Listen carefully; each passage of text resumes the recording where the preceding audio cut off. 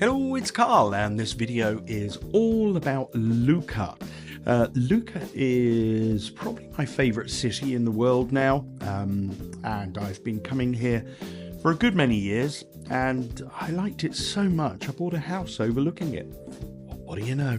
Anyway, so this is probably one of my longer videos because I've gone into Lucca here, taking you around some of the shopping areas and the sites and what have you.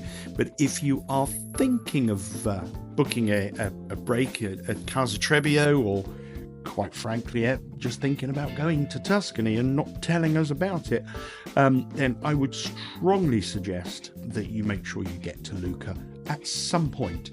But here's my little sort of rough guide on a bit of a cloudy stroke sunny day. But this is my kind of a little introduction to Lucca itself. So where I tend to park, I've actually done a video all about where I park, because I park at Euronics, which is just outside the walls. It's a medieval walled city, and you can see the walls just here. And there is parking just outside the walls at various points. The walls basically have 6 what they call gates, ports. There are 6 ways into the city, and this is what they kind of all look like. So they've got there's a mix of pedestrian entrance, which is where I'm walking here, and then you've got a vehicular entrance left and right, and you can see here huge iron gate on the wall to the city. And I guess in the original times that this was built, the original purpose was to keep people out, and so they needed good strong gates. And you can see on the opposite end here, this one coming up now on the left there, again huge iron gates that I mean, in medieval times you wouldn't have got through that very easily, I don't think.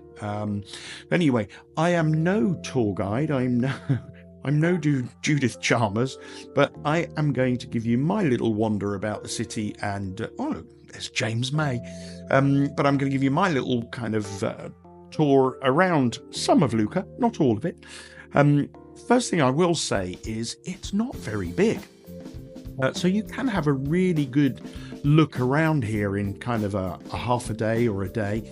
But what I'm going to do once we get out into the city itself, so here's the inner sanctum of the city, what we're going to do is go up onto the walls. So at various points there are slopes up onto the walls, and you can walk right round the whole thing. So I'm going to take you up onto the wall, the top of the walls itself, and that's it on the left. So I'm now looking back down that slope here, and the top of the walls on the left there. And it just at various points overlooks the whole city. It's well worth a walk around it. Just to give you some point of reference, it takes about half an hour to cycle round the entire thing. So probably take you a couple of hours of walking just to go all the way around. The more interesting bits are in the middle, but if you wanted to kind of get your bearings and have a nice walk, then you could do far worse than have a good walk right around the city once you arrive. But anyway, we'll go back down the slope here, and as I say, there are various slopes, and they are kind of, and there are some little stepped areas as well. But the main reason they're sloped like this, other than making it easier to walk, is that they have got bike hire. These are really cool bikes, and as I say, you can get right round in half an hour. And I'll show you this one here. This is my mother, my brother and I, early in 2024, and we went round and we had a great deal of fun. So anyway, the bike hire places are dotted around, but the entrance that I go in, which is Porta Santa Maria, I tend to by habit go in there, or by Porta San Pietro, which I'll show you later on. But there are bike hire places there anyway. So as you go in, the kind of the Lucca High Street, if you like, is this, which is a street called Via Filungo, and it's kind of the main tourist street, if you like. Now, it's definitely worth having a look either side of the street. You've got little side streets here and there, and I'll show you one or two of them.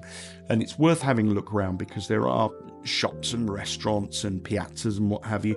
But a lot of it off the beaten track is residential.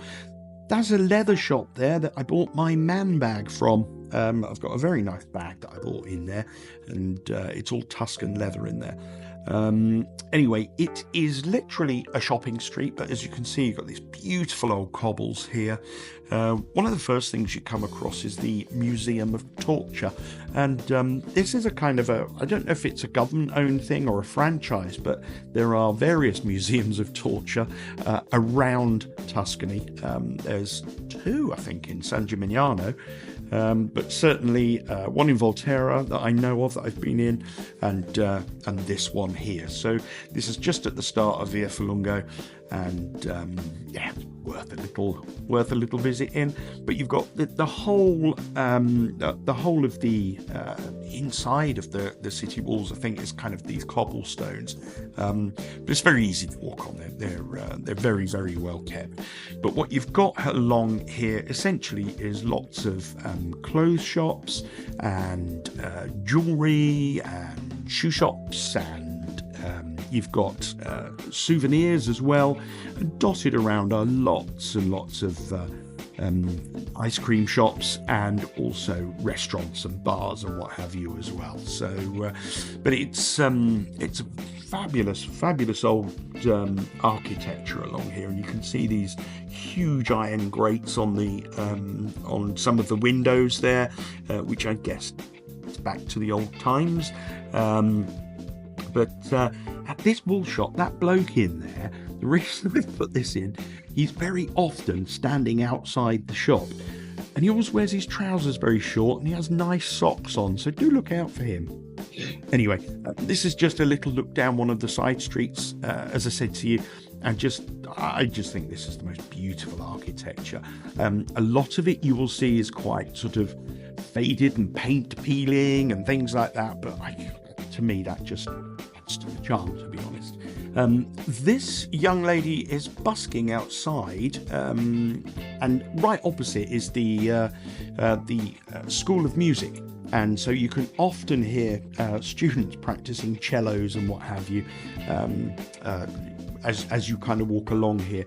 Now, I've dipped down a side street here because this is very often where I tend to go down. There's a fabulous pasta making place on the corner, but there's a couple of nice restaurants down here, closed whilst I was here filming, but I tend to go down here to go into the first piazza that you will come to is here. It's the Piazza dell'Anfiteatro, which is basically translates to amphitheatre. This is an old Roman amphitheatre, and as you can see, I think you can see, it's sort of circular in its shape.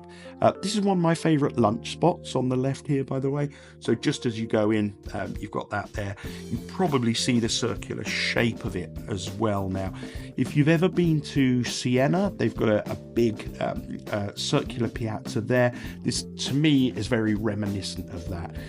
And this is pretty much all just restaurants all the way around. There's probably about a dozen of them, something like that, and I've tried a number of them, and as you can see here, look, with the buildings, lots of peeling paint and what have you, but these are residential, so people live in these in apartments here. One of my favourite shops in Lucca is the Bialetti coffee shop, and I will confess to being somewhat of a coffee snob, and I do buy my coffee beans in there whenever I go over, and we have Bialetti coffee in Casa Trebbio, by the way, but I bring beans home to grind because they just taste amazing. So that's Bialetti. There's another little tiny little piazza. Oh, you can often see people selling, there must be a lot of bees in the area. You can see people selling candles and honey and what have you from these stalls. Here's another one of my favourite little lunch spots, and Los de Lucca, they are a brand as well. They sell lots, they've got a shop that sells truffles and oils and things like that. So check out those as well on your rounds. So here we are back in Via Falungo now, and we'll just wander along there, and yeah, you've got lots of kind of leather shops and stuff like that. So it's quite boutiquey, but I would say it's oh look, and I've got my own shop here. There you go, Carly, and it's a sort of a high-end jeweller's. Well, you wouldn't expect anything else. Obviously, it'd be high-end because it's mine. It says it's mine, although they don't ever give me anything when I go in. There is a cannabis shop here as well, just thought I'd throw that in for good measure. That's only been there a couple of years, but there's all your cannabis needs if that's your thing. And this place here is another one of my favourite lunch. I don't just do lunch, but what I do tend to do is when I fly over, I tend to get a 9 o'clock-ish flight out of Stansted, and I'm in Lucca for lunch. And obviously it's all research for you. This is a cool shop, Milani, it's a trainer shop, and I've bought many pairs. This is one, and that's my neighbour's cat. Anyway, moving on. And what you will also find in the middle of Lucca itself is a bit like Rome. They just tend to dot churches and cathedrals everywhere, and the architecture is just amazing. And you think when these were built, they had no power tools, they had no electric, and yet they can come up with something like that, which is still standing many hundreds of years later. Anyway, I'm going to get off my soapbox about modern architecture and carry on with my little tour here. Very, very beautiful. So now as we get to the end of Via Falungo, this turns into a street called Via Roma, and if you turn around to the right, that will then take you up towards a big piazza called Piazza San Michele, and I'll show you along here. There's some lovely shops on the right hand side just here, and what we haven't actually seen yet, although I've passed a couple that I haven't shown you, ice cream shop. Look at these flavours. I tend to go for hazelnut, I really like, and pistachio, which I also really like. So anyway, lots and lots of amazing ice cream shops. Now this piazza, there was this marquee up the day that I went on this particular occasion, because they were putting in an art installation. And so they tend to sort of cover them up and then take the art marquee down and do the big reveal. So I was looking back at the ice cream shop. I obviously looked back wistfully, didn't I? But there's some lovely bars, restaurants, gelaterias here as well. And so that's Via Roma there on the left, so it's where I just came out of. And then we pan around here, and then I'll show you the cathedral in the square. Here we go. And what I am going to do in just a second is stop talking on the voiceover and hand over to me in situ, and you'll see why. So here I am in Piazza San Michele, in the middle of Lucca, and there's this gorgeous cathedral here, and this kind of very narrow facade has always amused me, because there's a staircase up there. There you go. I would not climb that. I always thought of that as a stairway to heaven. And you may hear Stairway to Heaven in the background, because as I come and film it on this day, there's a busker just round here, and he happens to be playing right now Stairway to Heaven. How good is that? So that's quite well timed, I think. Anyway, Stairway to Heaven for a Stairway to Heaven up there. Hopefully that was self-explanatory and worth switching back to the slightly lower quality sound recording. But it did just make me laugh, because that staircase is very scary, and I genuinely have always thought of it as a stairway to heaven. And then that busker was doing his thing there. So anyway, this is the cathedral here, and it's stunning inside, so that's worth looking in. And I just love these old buildings around the piazza itself. A lot of them are there's Bar San Michele there. It's one of my favourite lunch spots. But a lot of these, there's a couple of banks there. Now this is looking back into Piazza San Michele, and if you come down by the side of Bar San Michele here, I'm going to take you and show you Puccini's birthplace. And he was born in Lucca, and his house exists here, and it's open as a museum. So if you walk down this street here, and then just down here on the right, there's a little kind of a courtyard, tiny piazza. It's called Corte something, as in courtyard. But just down here on the right, as we go in, here it is. And that's a statue, a bronze brass statue of Puccini. And that is, there we go, Corte San Lorenzo. That's his birthplace, and that is a museum, so you can go in there, have a wander around and get all cultural and immerse yourself in classical music history.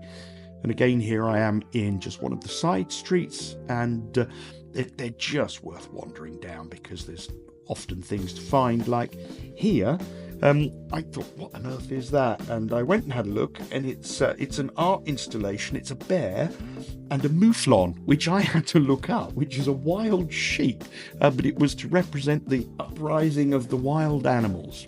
And here we are right over the other side now, going out of Porta San Pietro. So I hope you've enjoyed that video. Please subscribe to our YouTube channel and to our newsletters on the homepage of our website, so I can let you know about any last minute availability, last minute cancellations, competitions, and do check us out on social media as well. Thanks for watching, and I'll see you on the next video.